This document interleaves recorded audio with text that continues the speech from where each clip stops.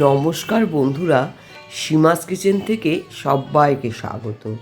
আশা করি তোমরা সকলে খুব ভালো আছো। বন্ধুরা, রামনবমী একদমই আসন্ন। চৈত্র মাসের শুক্ল পঞ্চমী নবরাত্রি তিথিতে শ্রী শ্রী রামচন্দ্র জন্মগ্রহণ করেন। এই রাম নবমী উপলক্ষে আমি তোমাদেরকে একটা গল্প শেয়ার করব বন্ধুরা। গল্পটি হলো পুত্র কামেষ্ঠী যজ্ঞ নিয়ে।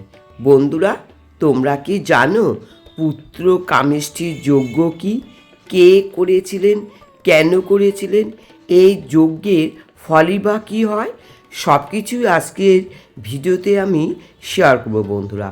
শুধু তোমরা ভিডিওটি স্কিপ না করে প্রথম থেকে শেষ অবধি শুনতে থাকো। তো বন্ধুরা, মূল পর্বে যাওয়ার আগে তোমাদের কাছে আমার একটা রিকোয়েস্ট, প্লিজ তোমরা আমার চ্যানেলটি সাবস্ক্রাইব করে বেল বাটন অন করে দিও বন্ধুরা। তাহলে চলো ভিডিওটি শুরু করছি, তোমরা শুনতে থাকো। প্রথমেই বলি পুত্র কামেষ্ঠী যজ্ঞ কী। পুত্র কামেষ্ঠী যজ্ঞ হল হিন্দু ধর্মে বংশ রক্ষার বা পুত্র সন্তান লাভের কামনায় সম্পাদিত একটি বিশেষ বৈদিক যজ্ঞ বা কাম্য কর্ম।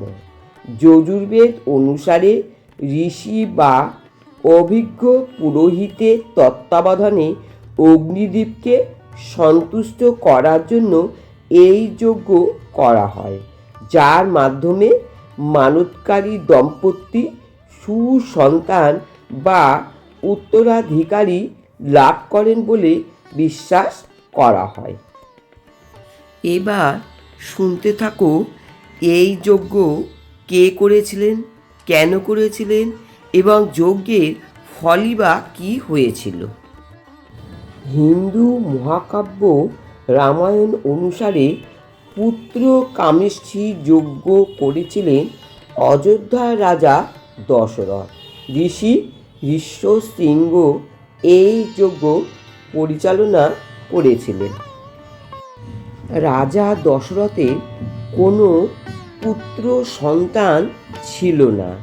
তিনি অত্যন্ত বৃদ্ধ হয়ে যাচ্ছিলেন এবং তার বংশ রক্ষা করার মতো কোনো উত্তরাধিকারী ছিল না। রাজা হিসাবে এবং প্রজাদের মঙ্গলের জন্য সিংহাসনের উত্তরাধিকারী পাওয়ার কামনায় তিনি এই যজ্ঞ করেছিলেন। যজ্ঞের শেষে যজ্ঞ কুণ্ড থেকে অগ্নিদেব আবির্ভূত হয়ে রাজা দশরথকে একটি পাত্রে পায়েস প্রদান করেন। দশরথ সেই পায়েস তার 3 রানী কৌশল্যা, কৈকেয়ী ও সুমিত্রার মধ্যে ভাগ করে দেন।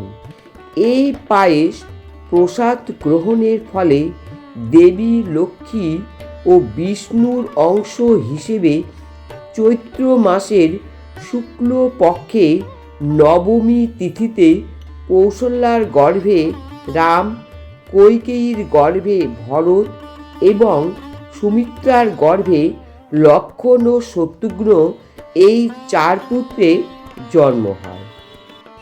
সংক্ষেপে রাজা দশরথ বংশরক্ষার জন্য ঋষি ঋষ্যশৃঙ্গের দ্বারা পুত্র কামেষ্ঠী যজ্ঞ করান, যার ফলে ভগবান বিষ্ণু রামচন্দ্র রূপে এবং অন্যান্য পুত্ররা জন্মগ্রহণ করেন।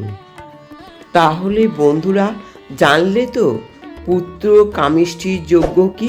কেমন লাগলো বন্ধুরা? যদি ভালো লাগে প্লিজ আমার কমেন্ট বক্সটিতে জানিয়ে দিও, আর বেশি বেশি করে লাইক করো, কমেন্টস করো, শেয়ার করো বন্ধুরা। তাহলে আসি, সবাই খুব ভালো থেকো, সুস্থ থেকো।